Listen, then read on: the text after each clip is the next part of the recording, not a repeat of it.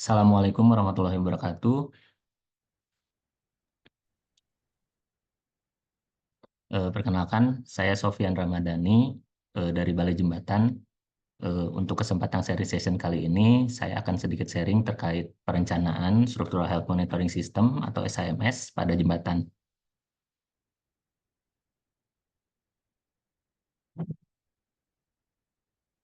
Berikut merupakan outline yang akan dibahas. Yang pertama terkait latar belakang, lalu ada Structural Health Monitoring System itu apa, lalu ada terkait perencanaan SHMS-nya, lalu ada studi kasus, dan sedikit terkait perencanaan threshold. Dimulai dari latar belakang, seperti yang kita tahu bahwa jembatan itu selama masa layannya akan mengalami mendapatkan beban, yaitu beban seperti gaya angin, gaya korosi, lalu ada perubahan temperatur, dan juga beban layan. Nah, selama masa layan itu akan terjadi deteriorasi atau penurunan kekuatan material, ada penurunan kekakuan, penurunan daya dukung, penurunan kenyamanan, dan penurunan keamanan. Apabila tidak dilakukan monitoring secara berkala dan tidak ada pemeliharaan, maka dapat terjadi keruntuhan jembatan yang menyebabkan korban jiwa, investasi infrastruktur hilang, dan juga kegiatan sosial ekonomi masyarakat terganggu. Maka dari itu, perlu dilakukan penilaian kondisi struktur untuk menjamin keselamatan dan keandalan struktur. Seperti yang sudah kita pakai saat ini, sesuai pedoman pemeriksaan jembatan, kita ada pemeriksaan inventaris untuk awal pembangunan, lalu juga ada pemeriksaan rutin untuk yang dilakukan setiap tahun, lalu juga pemeriksaan detail 5 tahun atau bila nilai kondisinya lebih dari 3, lalu juga ada pemeriksaan khusus apabila diperlukan. Namun, untuk kondisi jembatan bentang panjang khususnya, penilaian kondisi struktur ini sangat kompleks dan sulit dilakukan secara visual. Ini contohnya yang di Pulau Balang, itu seperti ini karena tidak adanya ketersediaan jalan akses untuk inspeksi. Kita masuk ke Structural Health Monitoring System. Jadi, apa itu Structural Health Monitoring System? Sederhananya seperti ini. Jadi, kita punya jembatan yang terkena beban-beban seperti ini. Pada jembatan tersebut, kita pasang sensor untuk mengukur tingkat beban dan respon dari jembatan tersebut. Nah, dari sini kita lakukan monitoring, analisis beban dan respon, lalu juga ada sistem peringatan mengenai jembatan tersebut aman atau berbahaya. Nah, secara detailnya pengertiannya seperti ini. Jadi, SHMS atau SMKS dalam bahasa Indonesia itu adalah monitoring multiparameter. Jadi, parameternya lebih dari satu eh, untuk termasuk beban lingkungan, tegangan, perpindahan, lalu beban dinamik, menggunakan komponen sistem atau instrumen pengujian. Jadi, ada sensor yang dipasang untuk mengukur respon jembatan secara real time, menganalisa kondisi keamanan, evaluasi kapasitas, dan keandalan struktur. Dari mana? Melalui serangkaian prosedur seperti akuisisi data, transmisi jarak jauh, penyimpanan, dan proses data, evaluasi, dan peringatan dini. Hal ini dilakukan untuk memberikan dasar pengambilan keputusan operasional dan administratif. Secara detailnya, bentuk sistem SHMS itu seperti ini. Jadi dari sensor, kita masuk ke data logger, lalu ada jaringan optik, ada unit DAQ, internet, lalu sampai ke monitoring system. Nah, mungkin di sini saya izin hanya akan fokus pada penempatan sensor. Biarkanlah untuk data logger, jaringan optik, unit DAQ ini kita serahkan ke ahli instrumentasi, ahli jaringan, dan IT. Lalu juga terkait peraturan SHMS yang sudah ada di Indonesia, itu sudah cukup banyak. Di sini dari draft pedoman SHMS sederhana pada konstruksi jembatan bentang panjang tahun 2013, lalu juga ada pedoman perencanaan SMKS tahun 2015, lalu juga ada spek khusus interim ini untuk pembayaran SMKS di tahun 2020, lalu juga ada 3 pedoman ya pedoman desain dan instalasi SMKS, pengoperasian SMKS, dan prosedur pemeliharaan. Ini dari KALIS tahun 2023, dan juga yang terakhir ada SOP pengelolaan SMKS untuk jembatan khusus di tahun 2024. Lalu berikut adalah sensor-sensor yang biasa dipasang di SMKS pada jembatan bentang panjang di seluruh dunia. Di sini ada 70 jembatan bentang panjang, dan jenis-jenis sensor yang dipasangnya itu variatif. Beberapa jembatan besar dapat dilihat hanya dipasang 2-3 jenis sensor. Nah, namun apabila kita bandingkan di sini yang ada di Indonesia, itu jenis sensornya cukup banyak yang dipasang selama ini. Bahkan dibandingkan dengan jembatan yang lebih panjang di luar negeri, jenis sensor yang dipasang di Indonesia itu cukup banyak. Mengapa ini menjadi penting? Karena jumlah sensor itu apabila terlalu banyak, datanya akan berlebih, biaya interpretasi data tinggi, dan sulit dievaluasi. Lalu yang kedua, apabila jumlah sensor terlalu sedikit, maka data tidak mencukupi dan interpretasi data ambigu. Sehingga perlu adanya perencanaan SAMS dengan kinerja yang baik serta efisiensi biaya. Kita masuk ke perencanaan SAMS. Jadi apabila kita lihat di draft pedoman SAMS sederhana tahun 2013, itu sudah ada parameter dan tipe sensor yang dipakai. Jadi kita bisa lihat di sini ada sumber beban dan karakteristik respon jembatan. Jadi untuk sumber beban sendiri ada beban angin, beban temperatur, beban lalu lintas, percepatan gempa, lalu monitoring pengawasan. Ini juga tipe-tipe sensornya sudah jelas di sini. Lalu juga ada karakteristik respon jembatan. Di sini ada perpindahan global, ada lendutan, kemiringan pilon, dan perpindahan perletakan, percepatan, regangan, dan gaya kabel. Lalu apabila kita bandingkan dengan parameter dan tipe sensor yang ada pada pedoman SAMKes dari KALIS, ini sudah lebih detail, sudah diberikan klasifikasinya. Jadi di sini ada kelas A, kelas B, dan kelas C. Perbedaannya adalah untuk kelas A, ini merupakan indikator pengawasan yang penting. Jadi apabila dihilangkan, ini perlu ada justifikasi teknis. Lalu untuk kelas B, ini merupakan indikator pengawasan opsional. Dan untuk kelas C, ini merupakan indikator yang merupakan investigasi atau pemeriksaan lanjutan. Jadi misalnya di sini ada crack, baru kita pasang crack meter gitu. Apabila misalnya ada korosi, baru kita pasang corrosion sensor seperti itu. Dan di sini juga saya ambil dari Luo DKK tahun 2012. Di sini sudah ada parameter dan juga sudah ada tingkat kepentingan seperti tadi, tapi di sini sudah lebih jelas didetailkan bahwa untuk sumber beban itu dianggap sebagai kategori general, dan untuk respon jembatan itu sebagai kategori yang important atau penting. Nah, dari sini kita bisa melihat bahwa apabila kita pasang sensor yang mengukur sumber beban, maka sebetulnya kita itu melakukan verifikasi atas perencanaan yang kita lakukan pada jembatan. Tapi kita tidak tahu respon jembatan itu seperti apa terhadap sumber beban tersebut. Berbeda dengan apabila kita pasang sensor yang mengukur respon jembatan, maka kita sudah tahu dan bisa membandingkan terhadap kapasitas jembatan yang kita rencanakan. Nah, di antara dua jenis ini, kita bisa melihat bahwa di antaranya itu ada analisis struktur dan model. Sehingga apabila kita memiliki dua parameter ini, sebetulnya kita bisa melakukan model updating pada model kita. Kita masuk ke perencanaan untuk beban angin. Jadi menurut ASC 7-5, struktur dengan frekuensi natural itu kurang dari 1 Hz, termasuk struktur fleksibel atau sensitif terhadap secara dinamis.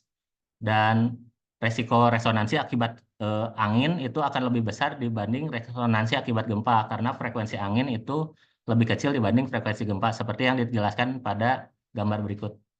Jadi untuk jembatan-jembatan penang panjang itu resiko terhadap angin lebih tinggi daripada resiko gempa. Nah, untuk pengukuran kecepatan angin sendiri, itu akan kita bandingkan dengan kecepatan angin perencanaan serta biasanya hasil wind tunnel test untuk mengantisipasi adanya resiko terjadinya flutter atau vortex shedding. Dan untuk anemometer ini juga berfungsi untuk memberikan peringatan terhadap pengguna jalan apabila ada angin kencang.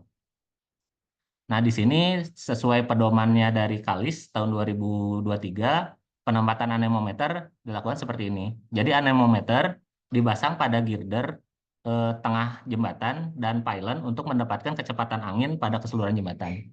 Anemometer yang digunakan yaitu tipe ultrasonik. Dia lebih bagus untuk menganalisis turbulensi karena mengukur kecepatan angin dalam 3 dimensi. Namun, ultrasonik ini mudah terpengaruh pada cuaca. Dan untuk tipe propeller, itu hanya mengukur kecepatan angin 2 dimensi, namun lebih tahan terhadap cuaca. Selanjutnya, terkait temperatur. Jadi untuk temperatur sendiri, yang perlu kita ketahui adalah pengaruhnya ada dua, yaitu terkait variasi suhu rata-rata, harian atau musiman, yang dapat menyebabkan ekspansi dan kontraksi pada jembatan. Dan yang kedua adalah variasi suhu antara elemen jembatan. Itu dapat menyebabkan bending moment karena ada perbedaan deformasi struktur bagian atas dan bawah, dan juga menyebabkan tegangan karena ada perbedaan ketebalan section. Nah, untuk termometer sendiri dari pedoman desain Kalis ini dipasang pada 4 sisi seperti ini. Intinya adalah kita perlu mengetahui eh, yang langsung terkena sinar matahari dan yang tertutupi sinar matahari, sehingga kita tahu perbedaan dari eh, suhu dari kedua elemen tersebut. Selanjutnya terkait beban lalu lintas. Untuk beban lalu lintas sendiri dibagi menjadi dua, ada menggunakan weight in motion, yaitu mengukur respon elemen terhadap beban lalu lintas, lalu dikonversi menjadi beban lalu lintas itu kembali.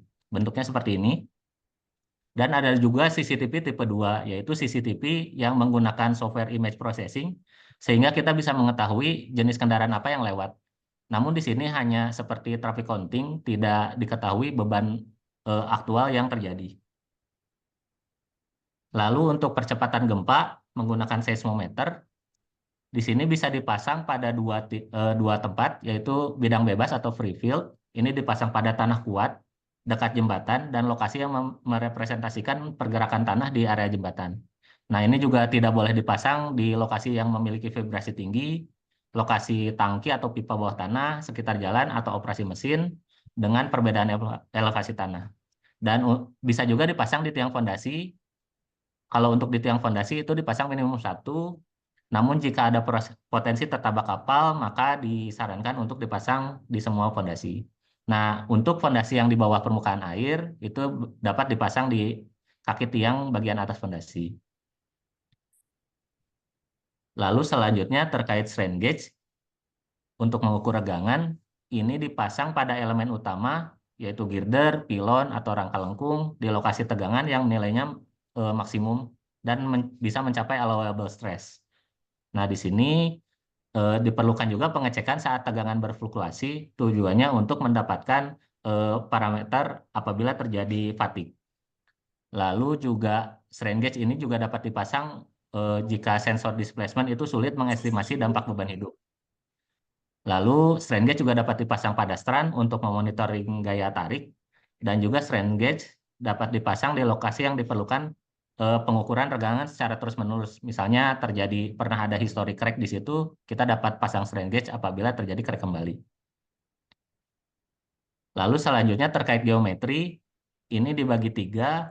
Yang pertama pada girder, itu kita bisa memasang extensometer untuk mengukur pembedahan longitudinal di kedua ujung girder, biasanya di sini. Lalu yang kedua itu dipasang sensor GNSS untuk mengukur arah vertikal dan transversal itu di lokasi perpindahan maksimum. Dan untuk mengukur torsi perlu dilakukan pemasangan di sisi kiri dan kanan. Jadi di arah hulu dan hilir. Dan untuk pylon itu perlu diukur perpindahan triaksial di ujung atas tiang pylon. Dan untuk pondasi itu untuk pengukuran jangka panjang atas perubahan inklinasi tiang pondasi itu dilakukan pengukuran 2 sumbu. Dan bisa dengan memasang inklinometer atau menggunakan akselerometer yang dikonversi menjadi nilai inklinasi. Selanjutnya terkait percepatan akselerometer, ini merupakan parameter yang cukup penting untuk jembatan karena seperti yang kita tahu bahwa frekuensi natural itu rumusnya seperti ini. Jadi frekuensi natural itu didapatkan dari 1/2 pi akar K per M, di mana K itu adalah kekakuan struktur dan M itu adalah massa, sehingga apabila frekuensi itu turun, maka kita ketahui bahwa itu penyebabnya adalah kekakuan yang turun atau massanya yang meningkat. Sehingga kita bisa mengetahui apabila adanya kekakuan yang turun akibat kerusakan pada jembatan. Untuk menentukan penempatan akselerometer, diperlukan adanya analisis dari order vibrasi seperti ini. Jadi dari mode shape yang didapatkan dari jembatan itu kita ambil 3 mode shape arah X, Y, dan Z. Untuk arah Z seperti ini.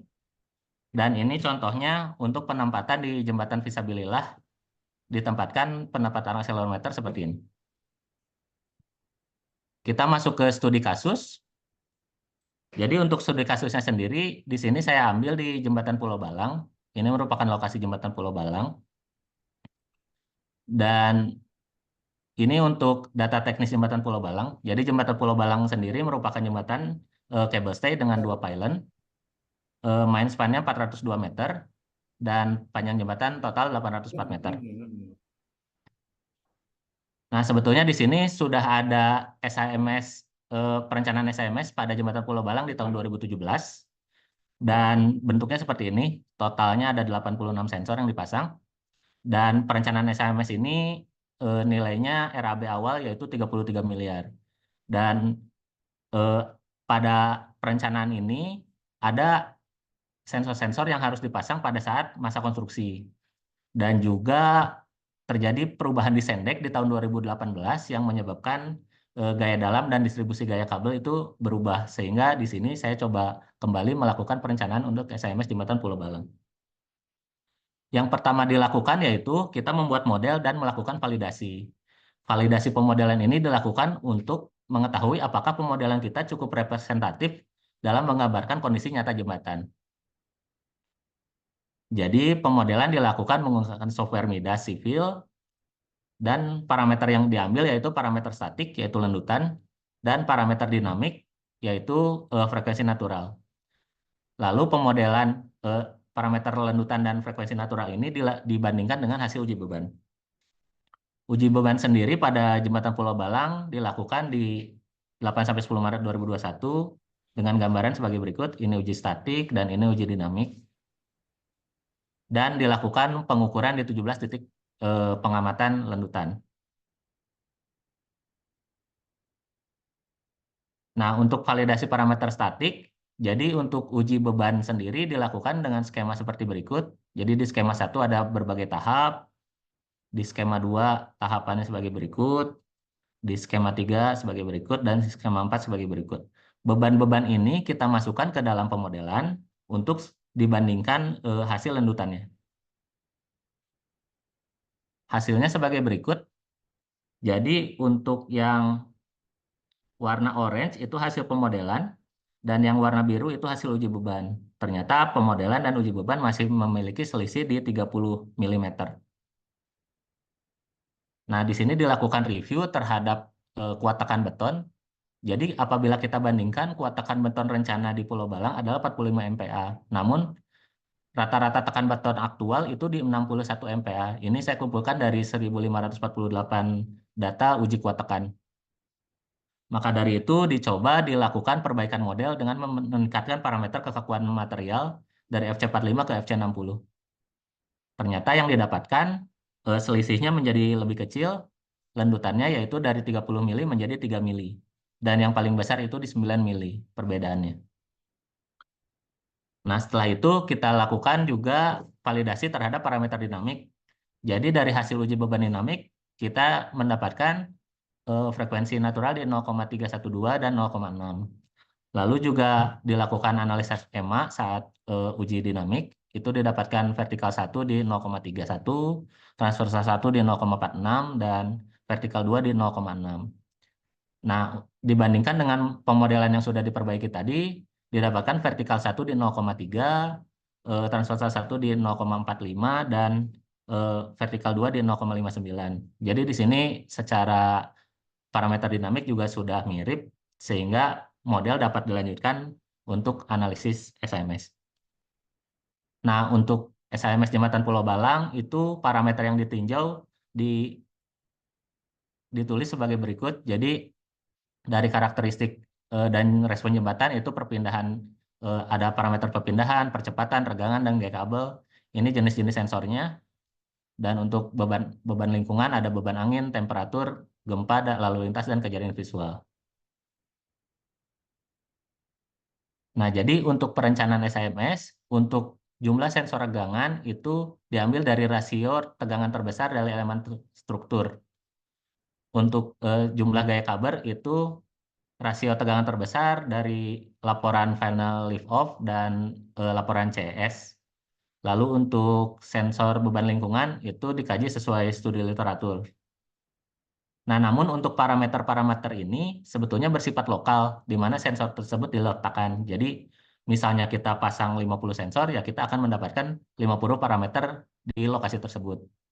Berbeda dengan sensor landutan dengan menggunakan tiltmeter dan jumlah sensor akselerometer, di mana jumlah sensor itu menentukan nilai parameter global, sehingga perlu didapatkan jumlah yang optimal dengan akurasi tinggi, dan sensor harus ditempatkan dipasang dengan informasi terbanyak.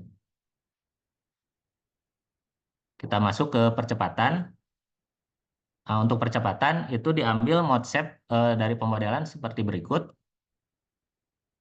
Dari sini diambil 6 mode shape yang awal untuk mode shape Z dan mode shape Y, arah Y. Apabila digambarkan, bentuk mode shape-nya seperti berikut.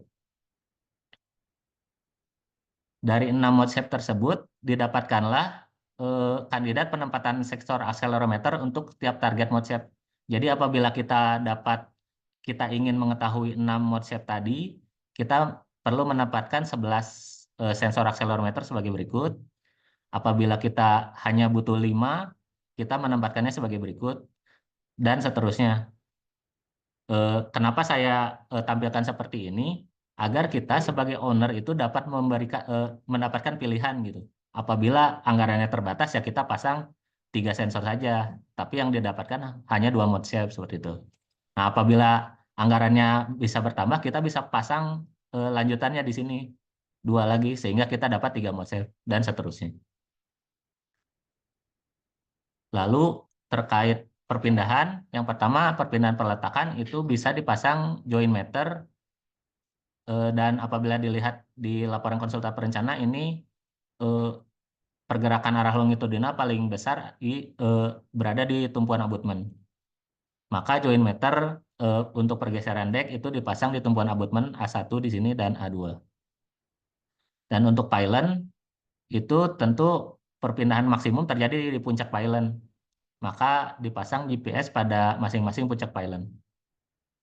Dan untuk perpindahan landutan ini terjadi paling maksimum di tengah bentang. Dan di sini akan dicoba dianalisis menggunakan sensor tiltmeter. Jadi untuk tiltmeter, untuk menghitung landutan menggunakan tiltmeter hubungannya seperti ini. Jadi dari nilai rotasi apabila kita integralkan akan mendapatkan nilai landutan. Jadi apabila kita memasang sensor tiltmeter di sini, ini bentuk landutan yang terjadi, kita konversi menjadi bentuk putaran sudut. Nah, apabila kita pasang 4 titik di sini, yang kita dapatkan hanya 4 titik di sini. Bentuknya akan menjadi seperti ini. Apabila kita kembali integralkan, tentu luas yang biru ini akan berbeda dengan luas yang hijau. Maka akan terjadi error. Karena titik tiltmeter itu terbatas. Nah, jadi data tiltmeter yang terbatas tentu akan terjadi error pada integrasi numerik, sehingga diperlukan adanya interpolasi untuk kerapatan data yang cukup. Nah, di sini saya menggunakan interpolasi Lagrange yang menurut Panuntun 2019 itu merupakan metode efektif untuk interpolasi data tiltmeter dan mengestimasi landutan. Bentuk interpolasi Lagrange itu seperti ini. Dan apabila kita gambarkan, jadi dari 4 titik tadi yang warna biru ini, kita dapat menginterpolasi bentuk titik-titik yang warna orange. Sehingga dia lebih smooth dan apabila diintegralkan akan lebih akurat. Di sini untuk tiltmeter, saya mencoba menggunakan 4 tiltmeter. Ini yang orange adalah putaran sudut asli dan yang kuning adalah hasil interpolasi Lagrange dari 4 data yang hijau. Didapatkan apabila kita integralkan didapatkan bentuk lendutan seperti ini. Masih terdapat error sebesar 8,79%. Kita coba menggunakan 6 tiltmeter, didapatkan error 0,43%. Kita coba 8 tiltmeter 0,92% dan seterusnya sampai didapatkan 14 tiltmeter itu errornya paling kecil yaitu di 0,25%.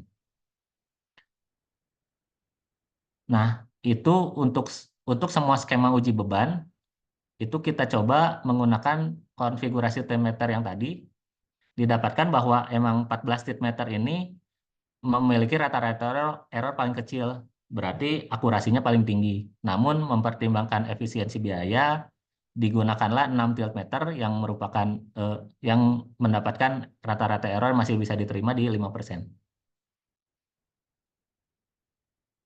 Lalu untuk regangan, di sini diambil dari data perencanaan untuk berbagai kombinasi pembebanan, tegangan yang paling besar dan rasionya diambil di sini. Didapatkan titik-titik kritis seperti ini. Nah, namun pada perencanaan ini pemasakan strain gauge itu tidak diperlukan dengan pertimbangan yang pertama, disendek kabel stay itu sebagai fully pre-stress atau prategang penuh. Elemen tidak diperbolehkan retak karena tegangan layan akibat beban bekerja harus memenuhi syarat batas tegangan izin. Dan tegangan maksimum tarik akibat seluruh kombinasi pembebanan envelope juga masih dengan beban gempa itu berada di daerah tegangan izin, sehingga sebetulnya penampang beton masih dalam keadaan utuh. Dan juga beban lalu lintas pada kabel C itu akan jauh lebih di bawah kombinasi pembebanan yang diperhitungkan, maka regangan akibat beban lalu lintas itu sangat kecil. Dan juga untuk pengukuran akurasi yang tinggi, strain gauge itu harus dipasang pada tulangan. Dan sehingga untuk jembatan yang dikonstruksi tentu pembongkaran beton itu akan mengganggu keamanan struktur jembatan. Selanjutnya terkait gaya kabel, di sini gaya kabel itu diambil dari maksimum capacity ratio. Didapatkan bahwa maksimum capacity ratio itu masih di bawah 45%, dengan rasio terbesar itu yaitu pada span kabel ST21, SB21, dan di main spine itu di MT20 dan MB20. Maka dari itu dipasang sensor gaya kabel di lokasi tersebut. Dan di sini sensornya itu menggunakan akselerometer dengan menggunakan taught string teori di mana kita dapat mengestimasi gaya tegangan kabel melalui frekuensi yang didapatkan dari kabel. Lalu selanjutnya terkait beban angin, seperti yang tadi sudah dijelaskan bahwa jembatan dengan natural frekuensi kurang dari 1 Hz itu lebih fleksibel dan resiko terhadap angin lebih besar. Apabila di sini kita bandingkan dengan laporan perencanaan, itu di layan itu di 30 meter per second dan ultimate itu 35 meter per second. Dan untuk beban dinamis itu di laporan wind tunnel test yang menyebabkan flutter itu 60 meter per second dan kritis flutter itu di 72,5 meter per second. Nah, namun setelah dilakukan pengamatan itu di saat uji beban, dilakukan pengamatan selama 7 hari, itu kecepatan angin tertinggi di 13 meter per second. Yang artinya ini adalah kategori angin kencang menurut BMKG. Jadi kecepatan angin itu masih jauh di bawah kecepatan angin rencana maupun kecepatan angin yang menyebabkan flutter. Sehingga sebetulnya struktur itu aman dari beban angin dan tidak diperlukan pemasangan anemometer. Dan juga secara lokal di HDPE Jembatan Pulau Balang sudah menggunakan bentuk helical strike seperti ini yang dapat mempengaruhi vortex shedding dan mengurangi resiko terjadinya vortex induced vibration. Nah, namun juga pemasangan anemometer berfungsi sebagai peringatan terhadap pengguna jalan sehingga apabila terjadi angin kencang itu ada peringatan, maka masih diperlukan satu anemometer di tengah bentang untuk keamanan pengguna jalan. Yang selanjutnya beban temperatur, seperti yang tadi sudah dijelaskan bahwa beban temperatur itu berpengaruh pada ekspansi, bending, dan tegangan. Nah, di sini dari perencanaan itu didapatkan temperatur minimum 15 dan maksimum 40. Dan untuk ATRH, air temperatur itu dipasang di tengah jembatan. Dan untuk termometer itu sebetulnya kan bersifat lokal, jadi dipasang di eh, pada komponen suhu dengan sifat termal yang berbeda. Dan yang di posisi yang terkena matahari atau tidak. Maka itu pada bagian deck itu dipasang di bagian tengah yang langsung terkena sinar matahari dan di bawah sinar matahari. Lalu juga dipasang satu lagi termometer di kabel C untuk mengetahui perbedaan suhu pada suhu baja. Lalu selanjutnya terkait gempa, apabila di lokasi Pulau Balang ini didapatkan nilai SD1-nya hanya 0,081 kurang dari 0,15, artinya masuk ke zona gempa 1 di mana intensitas gempa itu relatif kecil, sehingga tidak diperlukan pemasangan seismometer. Lalu terkait beban lalu lintas, di sini dilakukan perbandingan antara weight in motion dan CCTV dari kriteria ketersediaan, keandalan, kemudian instalasi, dan juga biaya.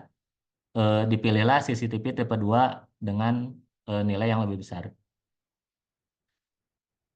Lalu untuk kejadian visual di sini seperti gempa, kebakaran, angin kencang, kecelakaan, vandalisme itu dimonitor menggunakan CCTV tipe 1. Ini juga dapat membantu manajemen lalu lintas apabila terjadi kemacetan dan juga monitoring pergerakan kapal. Maka dipasang CCTV tipe 1 sebanyak 4 buah di pilon 1, pilon 2 seperti ini, dan juga untuk memonitoring pergerakan kapal 2 di tengah dek seperti ini. Nah, maka didapatkanlah jumlah sensor dan lokasi sensor seperti ini. Dan di sini kita coba lakukan prioritas, mana yang merupakan sensor prioritas dan mana yang merupakan sensor tambahan atau opsional. Nah, untuk pemasangan prioritas pemasangan sensor itu saya bagi menjadi 4. Jadi prioritas 1 itu untuk sensor yang mengukur perilaku struktur secara global. Prioritas 2 yaitu sensor untuk mengukur secara lokal, perilaku struktur secara lokal. Lalu untuk prioritas 3 yaitu sensor untuk mengukur beban luar yang terpengaruh langsung terhadap jembatan. Ini seperti gempa, angin, lalu lintas, dan temperatur. Dan untuk prioritas 4, sensor untuk mengukur kondisi lingkungan yang tidak berpengaruh langsung terhadap kondisi struktur seperti curah hujan dan kelembaban. Maka didapatkanlah untuk sensor prioritas 1-5 yaitu untuk mengetahui perilaku struktur secara global seperti berikut.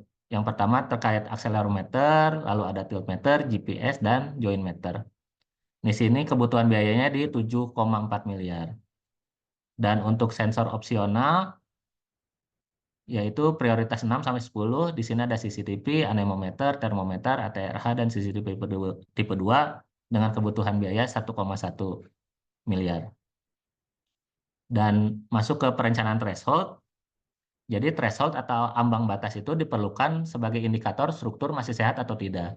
Nah, penetapan threshold ini sesuai pedoman pembahasan penyelenggaraan keamanan jembatan khusus itu mengacu pada DED, as-built drawing, atau hasil uji beban statik dan dinamik. Threshold juga harus mempertimbangkan batasan kinerja berdasarkan kode yang berlaku.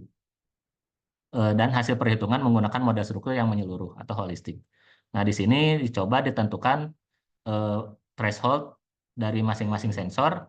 Yang pertama terkait percepatan itu diambil dari pedoman PT T05 2002 terkait penilaian kondisi jembatan untuk bangunan atas dengan cara uji getar. Yaitu nilai ambang batas, yaitu frekuensi natural di lebih dari 5% itu kondisi rusak ringan. Yang kedua terkait parameter gaya kabel, itu diambil dari FIB, di mana batasannya adalah 45% GUTS. Lalu untuk lendutan, itu diambil dari pedoman penyelenggaraan keamanan jembatan khusus, di mana nilai ambang batasnya L/800. Lalu untuk perpindahan pylon, perpindahan perletakan, dan temperatur komponen itu diambil dari laporan perencanaan sebagai berikut. Dan untuk gaya angin ini diambil dari peraturan Kepala BMKG nomor 9 tahun 2010 terkait angin kencang di 12,86 meter per second. Ini dilakukan peringatan dan penutupan. Nah, apabila terjadi kondisi melebihi ambang batas, maka perlu dievaluasi penyebab, keamanan jembatan seperti apa, dan tindak lanjut pengamanan jembatan. Nah, lalu apabila kita lihat dari SIMS yang ada di Korea, itu ada dua tipe threshold. Pertama yaitu berdasarkan desain code dan loading test seperti yang tadi, ini khusus untuk SIMS yang kurang dari 1 tahun. Yaitu untuk SIMS yang data monitoringnya tidak tersedia, itu dilakukan berdasarkan analisa struktur. Ada dua threshold. Threshold level 1 itu dari 80% nilai maksimum, dan threshold 2 itu respon maksimum yang diizinkan. Ini digunakan sampai data sepanjang 1 tahun itu didapatkan. Dan untuk yang kedua yaitu menggunakan probabilistic threshold, yaitu untuk SIMS yang lebih dari 1 tahun. Ini setelah data tadi didapatkan menggunakan Gumbel Extreme Distribution Analysis, sehingga didapatnya threshold level 1 itu untuk periode ulang 50 tahun, threshold level 2 itu untuk periode ulang 100 tahun. Dan data juga difilter menggunakan Humpel filter, dan bentuknya akan seperti ini. Nah, dengan menggunakan pendekatan probabilistik ini, threshold dapat lebih menggambarkan kondisi aktual dan karakteristik jembatan juga dengan lebih realistis. Sekian presentasi dari saya, semoga dapat bermanfaat dan dalam memberikan gambaran proses perencanaan SMS. Mohon maaf apabila ada kekurangan. Wassalamualaikum warahmatullahi wabarakatuh.